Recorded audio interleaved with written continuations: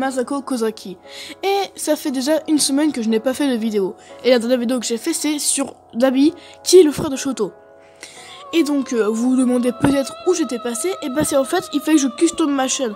Donc faire une nouvelle bannière, faire de nouveaux intro et outro, et puis faire des nouveaux concepts, parce que je vais essayer de trouver des théories assez bien, même sympathiques. Bon, c'est pas ça que je voulais vous dire.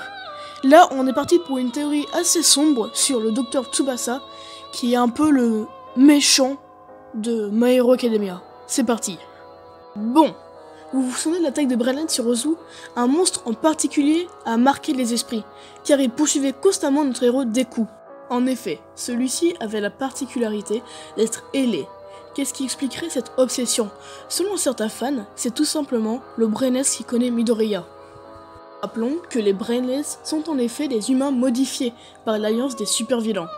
Ils ne sont pas censés avoir de personnalité, mais certaines choses sont instinctives. Pour certains, si ce Brainless est ailé à poursuivre Deku, c'est parce qu'il serait en fait Tsubasa. Mais si Tsubasa, non. Vous ne voyez pas. Il s'agit d'un petit enfant aux grands ailes et au crâne rasé, qui apparaît comme ami de Bakugo.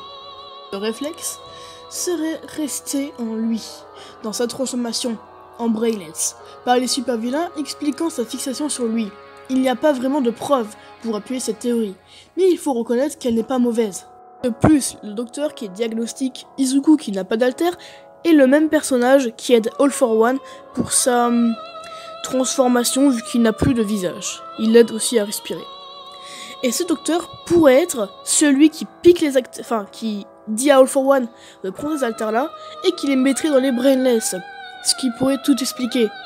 Car dans la saison 4, nous pouvons voir Endeavor qui se fait attaquer par un Brainless, il y a aussi Hawk, et cette Brainless a la faculté de se régénérer de la force, un peu à la Muscular.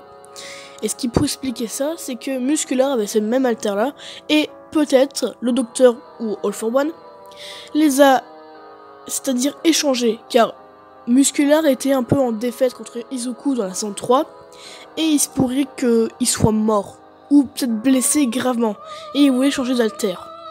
Il n'y a pas que ça, imaginez si les balles anti-alter, en fait, récupéraient votre alter.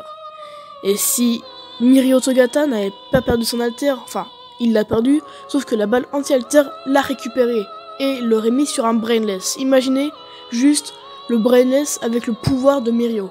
Ce serait vraiment difficile à pouvoir le défoncer. Nous en verrons plus par la suite. De plus, nous savons que l'épisode, normalement 25 ou 24, sortira le samedi, car à l'heure où je tourne ces vidéos, nous sommes le vendredi. Et donc, voilà tout.